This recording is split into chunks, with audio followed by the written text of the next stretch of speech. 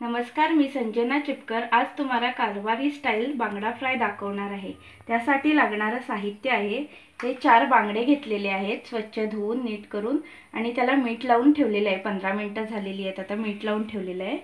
त्यानंतर काळी मिरी लागणार आहे, धणे लागणार आहेत, मीठ, लाल तिखट, हळद, ही सोलं आहेत 10-15 भिजवून ठेवलेली आहेत। ही अशा प्रकारची असतात, तुम्हाला नाही मिळाली तर चिंच किंवा लिंबू वापरू शकता। त्यानंतर हे 2 कांदे लसणीचे आहेत आणि हे 3 तुकडे आल्याचे घेतलेले आहेत। हे लसणीचं प्रपोर्शन जास्त असायला हवं, आलं थोडं कमी असायला हवं, लसणीपेक्षा आलं कमी असायला हवं। त्यानंतर तेल आहे तळण्यासाठी आणि हा रवा आहे। आता हे सर्व साहित्य आहे ना ते आपण मिक्सर मध्ये घालून पेस्ट करून घेणार आहोत। हे आलं लसूण घातलेलं आहे, त्यानंतर 4 टीस्पून तिखट घालते,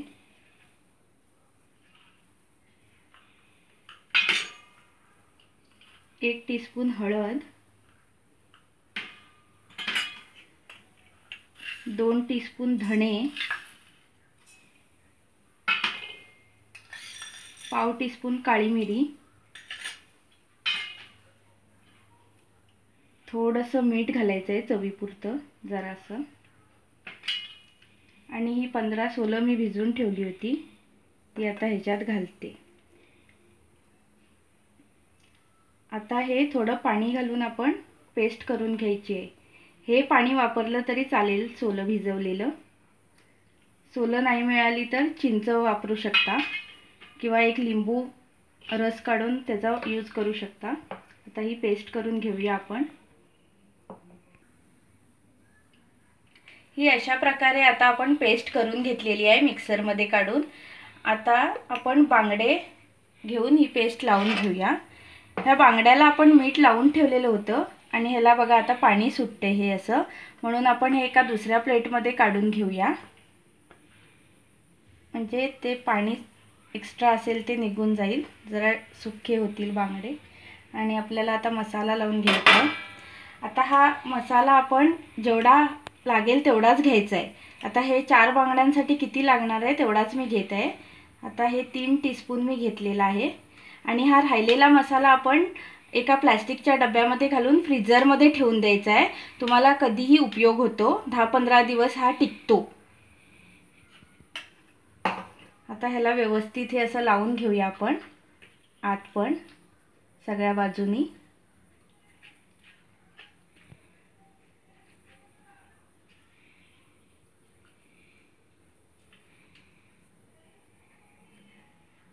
आतल्या बाजूनी पण जरा लावून घ्यायचा।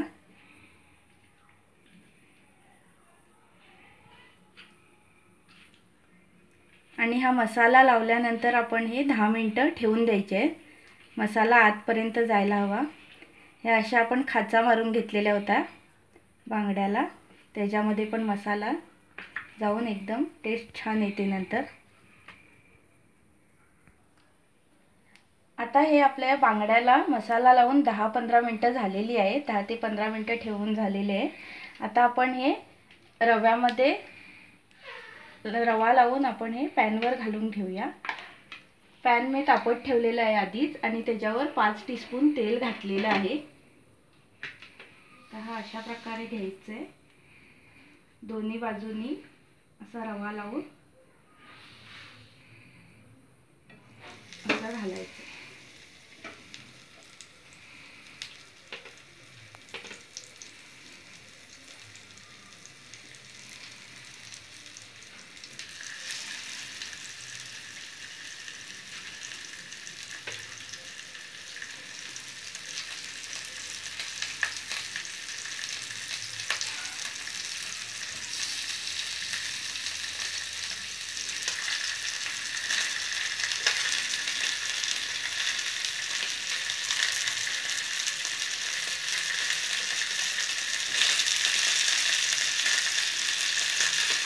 आता अशा प्रकारे मी हे बांगडे घातलेले आहे।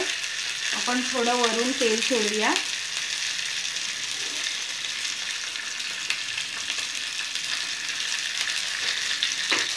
आणि यावर झाकण ठेवून 2 मिनिटं वाफ देऊया। गॅस बारीक ठेवायचा आहे।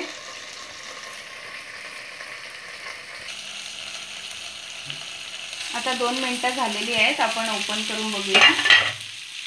बांगडा छान शिजत आलेला आहे। आता हे परतून घेऊया।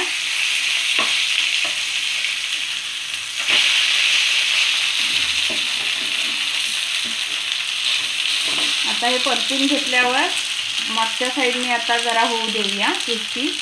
आणि आता हे परत पुन्हा आपण झाकण ठेवायचं नाही आहे, एकदाच ठेवायचं असतं स्टार्टिंगला।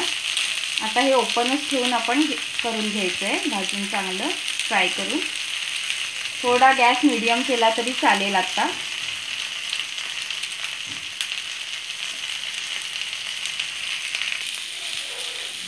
आता हे बांगडे आपले व्यवस्थित होत आलेले आहेत आणि झालेले आहेत। हे बघा वरून असं क्रिस्पी लेयर आलेला आहे त्याला। आणि उलटून पालटून मी दोन्ही बाजूनी छान त्याला भाजून घेतलेलं आहे। आता आपण गॅस बंद करूया आणि हे काढून घेऊया। हे मी टिश्यू पेपर ठेवलेला आहे प्लेटवरती, एक्सेस ऑइल असेल तर निघून जाईल।